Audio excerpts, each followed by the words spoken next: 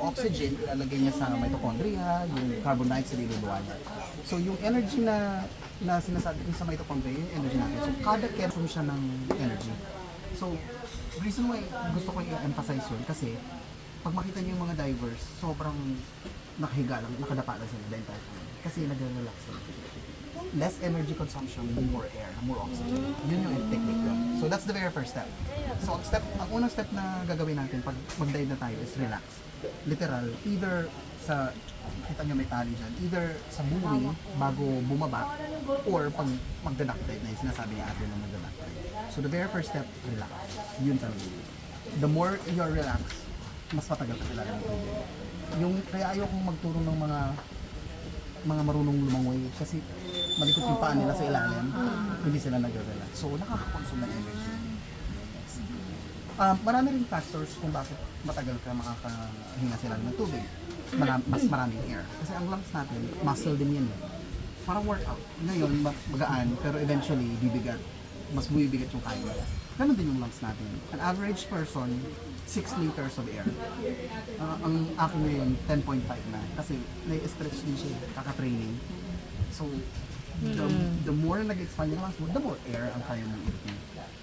So, it takes training. So, an average person, 30 seconds, okay na yun. 5 seconds, not bad. Pero kasi minsan, dahil nako-conscious ka, gusto mo nang... 30 seconds parang ang Yes. Yung iba, 30 seconds, Baka, ano na yun.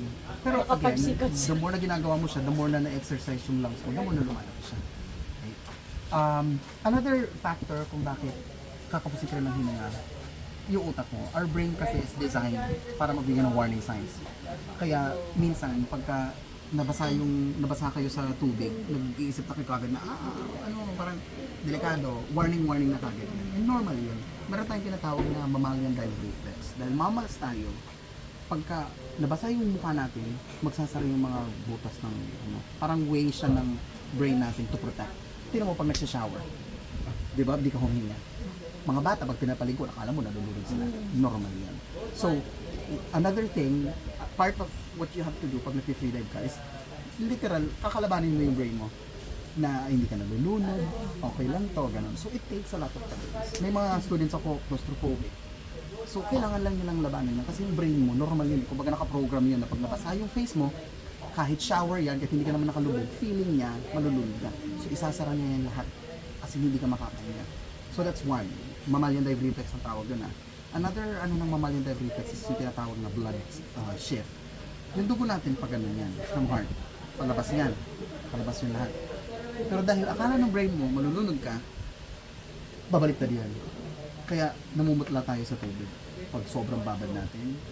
Hindi dahil yun sa lamig, dahil yung dugo mo paatras yan. Iniipon niya dito sa gitna dahil ito yung breathing muscles mo. So sabi ng brain, ipon yung dugo dyan kasi ito yung pinaka-importante. Heart, lungs, diaphragm, throat, lahat ng internal. Kaya blood shift ang tawag. Pabaliktad ang flow ng dugo. Normal yun. Another reason ng mammalian dive reflex, dahil times 2 yung ginagawa niyang function dahil pabaliktad siya, yung yung pantog mo times 2 din. Kaya iihip kayo kahit hindi naman kayo uminom ng tubig. Normal yun. Kasi nga, yung brain mo, sinesend yung signal na, hey, warning. So, yun talagang kalaban natin. Kaya yung 30 seconds, 5 seconds, dahil nga, nag-worry yung brain mo na, nalulunod ka. But in reality, hindi dapat. Hindi na. Dito ko lang din natutunan na breathing pala isn't the absence of oxygen. Kasi di ba pag walang nakakahinga, sasabihin nila, ay, layo kayo kasi walang hangin. Hindi yun totoo. Humihinga tayo, yung pag-inhale is aftermath na lang. Ang breathing is, tinatawag nilang CO2 tolerance, parang carbon dioxide.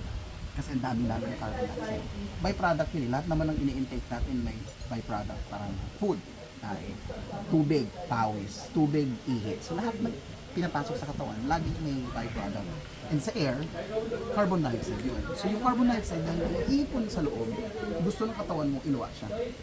Pagka, imagine nyo ito, diaphragm, nag-inhale ka, tapos trinay mo i-hold yung breath mo, makakaroon ka na ng urge na gusto mo nang huminga. It's not paghinga, gusto mo lang iluwa yung carbon dioxide. Kasi yung oxygen mo, napunta na siya sa mga battery mo yung mitochondria. Doon na napupunta yun eh.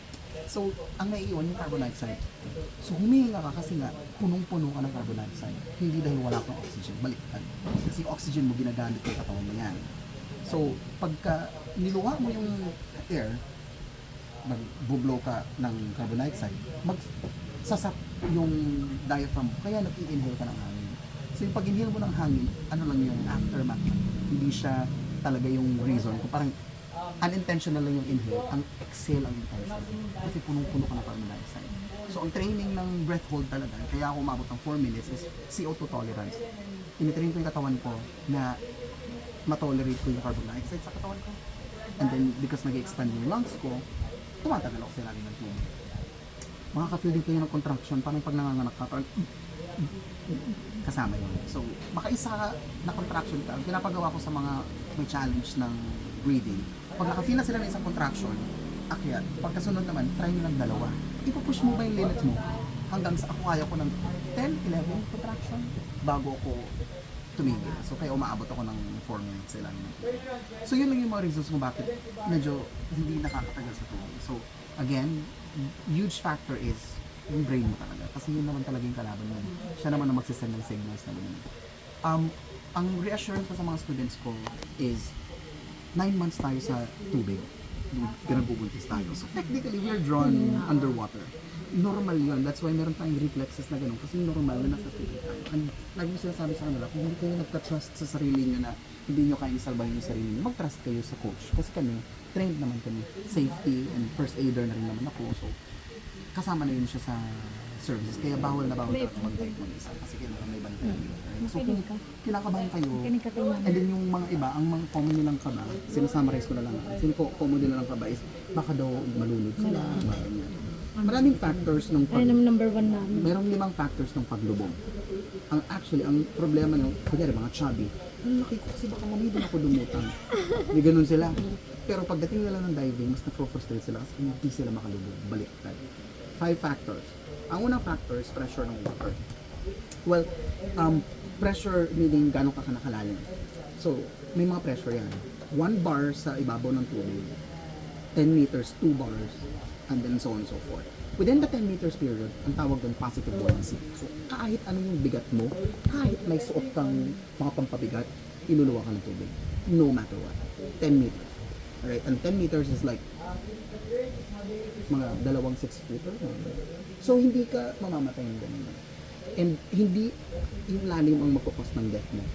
Yung brain natin, may kasama rin siyang blackout. Actually, cause ng takot. May namamatay nga sa bathtub. Bababaw naman yun. Kasi nagpapanik sila. Dahil nadulas sila. Wala silang mahawakan. Kaya di ba yung bathtub may mga hawakan yan. Dahil hindi sila nag-shutdown yung brain.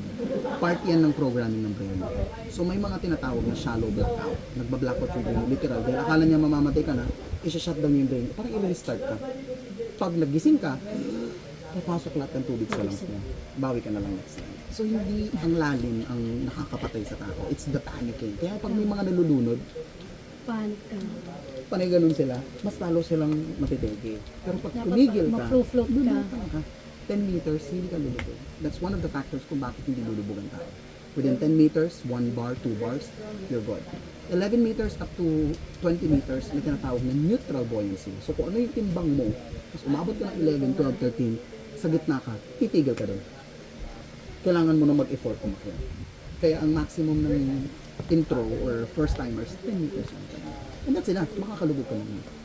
So, yung iba, may tinatawag na ng negative buoyancy. 20 meters onwards, pagka nahimatay ka doon, maaanog ka na. So, bawi-bawi na lang talaga. Pero may inilibig pa naman. Lulutang ka rin naman. May maiuuwi pa rin naman tayo. But yeah, anything, kaya kami, pag nagtitraining kami, pag umabot kami ng 20 meters, nakatali na kami. Meron na kaming lanyard na nakatali kami. Yun yung mga nakikita ng mga professional na divers. Nakatali rin sila. Kasi, based sa research nila, sa mga founder ng freediving noong unang panahon, may namatay si Anastasia Molchanova. Yun yung parang pinaka-founder. Kasi nga, nahimatay siya, hindi pa naman nila alam yung mga tali-tali, wala pa silang mga ganong equipments. Bawi na lang yung next life talaga. Hindi man nahanap yung katawan nila. So ngayon, dahil every time na may mga ganong klaseng risk, natututunan nila na, okay, pagka 20 meters dapat nakatali. Second. Ay, yung asukal daw. Second. That's one factor ng paglubog at paglitaw. So, another factor kung bakit lulubog ka o lilitaw ka, body composition, ito yung pinaka-common. Mayroong funny joke yung mga ibang coaches. Tinatanong nila, anong unang lumulutang pag nagsisiligang? Ang sagot sana dun taba. Pero ang sinagot ng iba, okra daw.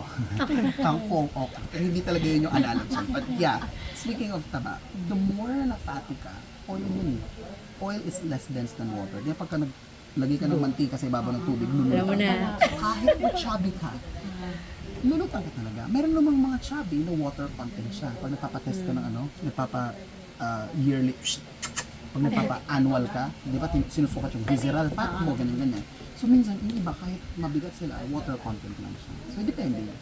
But body composition is a factor. Mga big bone, yung mga sinasabing mga big bone na tao, mabibigat yung buto nila yun. So may ganun. That's the second factor. Pangatlong factor is yung density ng water. Density meaning, kasi minsan parang lumulubog ka sa pool pero lumulutang ka sa dagat. Or vice versa. Magkaiba. Kasi magkaiba yung density ng tubig. Meron naman, yung mga naghahalo yung dagat sa lake, di mo may ganun tayo sa lake. Iba rin yung density ng water doon. Kaya mafe-feel mo medyo may warm. Ihilang pala ng katabi mo. Pero, so depende. And depende rin sa panahon. Yung density nagbabago din. Pag maalon, yung pressure ng iba. So that's the third factor. So meron tayong pressure ng water, yung 1 bar, 2 bars, yung 10 liters. Yung isa naman is the body composition. Yung isa naman is the density ng tubig. So depende sa tubig. Ang pangapat na factor ng paglubog, ito naman yung lungs naman natin. Kasi yung lungs mo, hangin yun eh. Salbabida yun eh. So ako, dahil kaya ko na mag-retain ng 10.5 liters ng hangin, mas ilulutang ako pagka within 10 meters ako. Iluluwa ako ng tubig. Kasi nga, may salbabida ako. Kaya bawal na bawal kayong mag-exhale sa ilalim ng tubig. Kahit anong sabi ng utak nyo na iluwan nyo ng carbon dioxide, huwag. Kasi yung salbabida nyo, piliit. Eh paano kung nag-blackout kayo? Imbis na iluwa kayo ng tubig, bawi na naman po next year. Laging ganun ang ending na, di ba? So huwag na huwag kayong mag-exhale sa ilalim ng tubig. Kasi yun yung pinakasalbabida. Right? So kung mag-inhale kayo, kung ilan man ang liters ang kaya ng katawan nyo because of your training, huwag nyo i-exhale yun. If you hold nyo lang yung carbon dioxide, ito tolerate nyo lang yung carbon dioxide. Pag akyat nyo, saka kayo mag-exhale. Kasi yung salbabida nyo, delikado. Baka lumulog kayo lalo. Kaya ngayon iba, pag nagtitraining ng mga bubbles, hindi sila lumulutang kasi nga, lalo silang umiilalim dahil tinatanggal nila yung air nila dahil patagulog sila sa ilalim. So, lulubugin. Yung iba naman, ganoon yung technique. Pag gusto nila mag-stay pa, pag nag-video sila, nag-photoshoot, papabula sila para lang mag-maintain yung So, that's another factor. Air sa lungs. So, factor yun siya. Ang lungs naman natin sa ilalim ng tubig, and this is what I tell them, mga students ko, kung ano daw mas delikado, scuba or free diving. Ang lagi kong kasi scuba diver din ako, certified scuba diver din ako prior sa free diving. Sabi ko, free diving ang mas safe. Why? Yung lungs natin, sa pressure, umiliit yan, kayang gumalit. Sa 20 meters, ganito lang kalaking lungs mo. Kasi parang lobo, pag naglubog ka ng tubig, I'm not sure kung nakita na kayo mga ganung video, yung mga bote, pag lumilalim, nagkakrampol siya sa ilalim. Kasi yung pressure, pinupush siya pa loob. So yung lungs mo, kahit puno yan ng hangin, habang bumababa ka lumilit yan.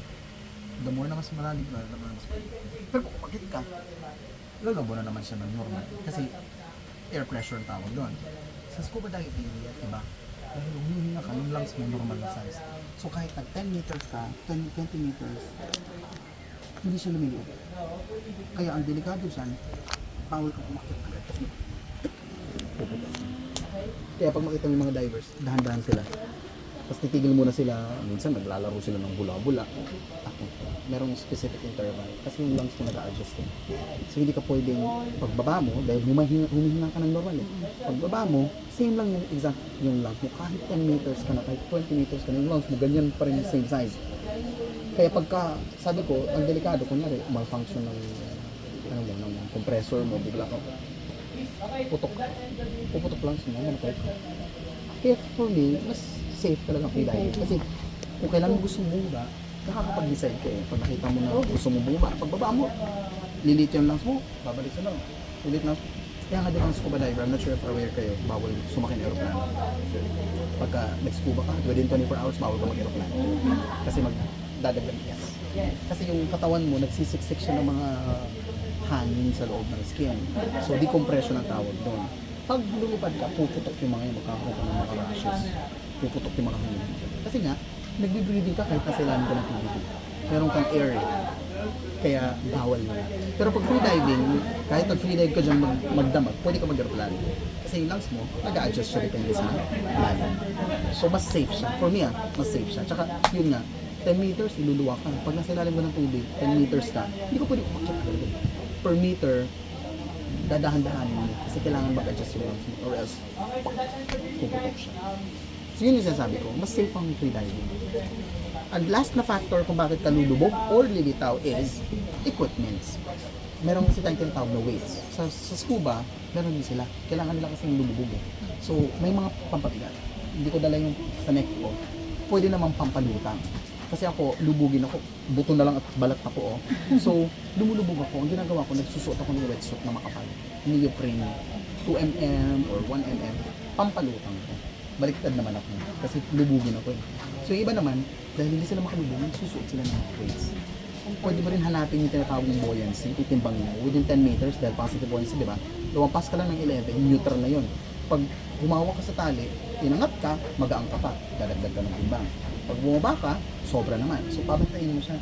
Tapos, kakalculate mo na para every time na magdadive ka, alam mo na kung anong timbang na isusuot mo.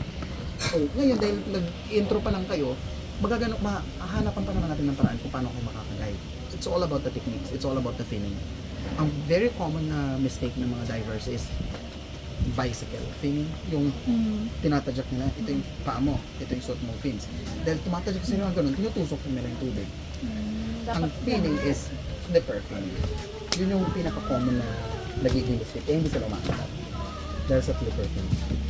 Yung isa namang yung sinasabi niya na hindi siya nakapag-catch at last. Meron kasi may dalawa nang na-inventong dive. May tinatawag na dolphin diving at saka duck diving. Pag makita niyo yung mga pato sa duck diving, ginagano muna nila yung boat na nabago sila. Kumayo. Tapos ang dolphin diving, in place. Bakit mas effective ang dolphin diving? Ano yung first step na sinabi natin kanina? Hindi, yung sinabi ko na sa diving, ano yung pinakaunang-unang step na kailangan natin gawin? Mag-relax. Kasi nga, pagka nagamit yung energy mo,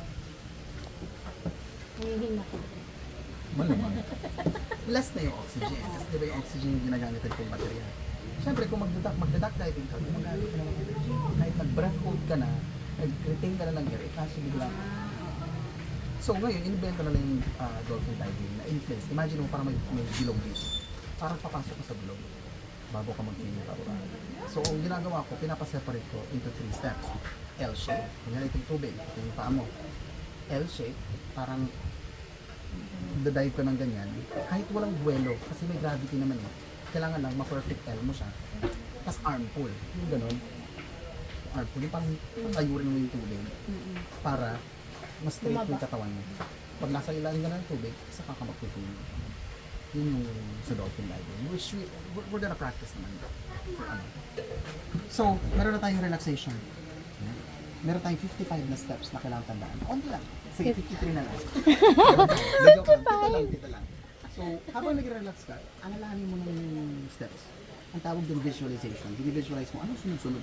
Nakakatulong sa parang hindi ka parang nadadivert yung isip mo. Yung brain mo sinasabi, mamamatay ka, malulunod ka. Pero ikaw, nag-relax ka, inisip mo, okay, step 1, sabi nila ganito, step 2, ganito, step 2. I-visualize mo habang nag-relax ka. So, step 1 is to relax. I-visualize. Step 2, nagpapabuntong hininga ako. Yung relaxation, by the way, yung relax na parang matutulog ka na. Alam mo yung borderline na parang patulog ka na. Kung kaya umabot sa ganung state, better. Yung talagang yung alam mo parang makakatulog ka tapos biglang akala mo mahulog ka. Yun. So kung kaya mo mag-relax na gano'n, better. Kasi nga, again, less energy consumption, more oxygen. So, ang step 2, nagpapabuntong din ako kasi nakakatulong yung full sigh. So, nagpapa-full sigh ako para pipinigay ko na ba sa yung ano? Thank you. Yung pagka full sigh mo, ito na yung preparation mo para mag-full breath. Yung tinatawag din yung pag-inhale ka na, yung maraming hangin na kaya ng katawan mo. So, yung full sigh, tapos full breath. Ang technique sa full breath, diaphragm muna bago mouth. Malalaman mo yun kasi, di ba pagka you know, i-feel mo. Dito nang gagano. Ito dapat ipupulin mo muna. So pag mag full sigh ka ng step 2 at saka full breath,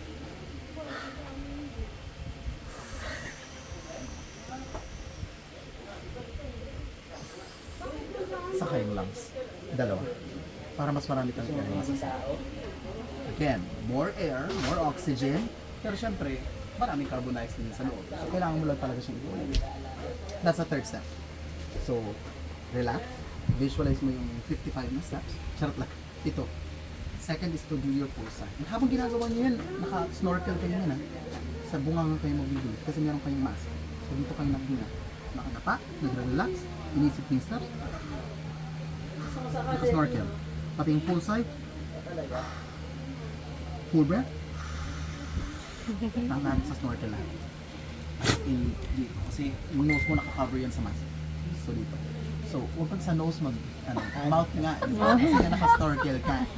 Gusto ko yung sa nose pa rin. Yung nakasara yan sa mouth na mag-ano. Pangatlo yun, ha? Doon ako na-nerve sa ano natin. Kasi dito lang yun sa ano dun. Sa... Mamaya, bago ba naman tayo bumaba, papadapain mo naman muna kayo para patitrain nyo yung sarili nyo na sa bunga ng humili. Kasi minsan malilit yung katawan nyo. Oo. Kasi Hindi man kami, ngayon palang magkakatanong. parang sa snorkeling, kung nag-snorkel kayo, same lang yun siya. Habang nasa ibabaw lang kayo, naka-snorkel ako. Kaya ang tawag doon snorkeling, kasi hindi kayo nilulubo, right? Ang pang-apat na step, di ba nag-inhale ka na ng buo, yung full breath. Pag natapos na yan, tatanggalin mo na yung snorkel. Kasi nga, i-close mo na yan.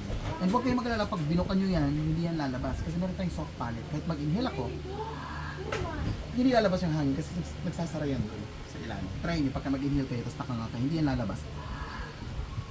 Ayun o, may nagsasara sa loob, hindi lalabas yung hangin. So kahit tanggalin nyo yan sa ilalim ng tubig, dahil mag-inhale kayo, hindi naman kayo balloon na biglang lang, lulusot na lang ito.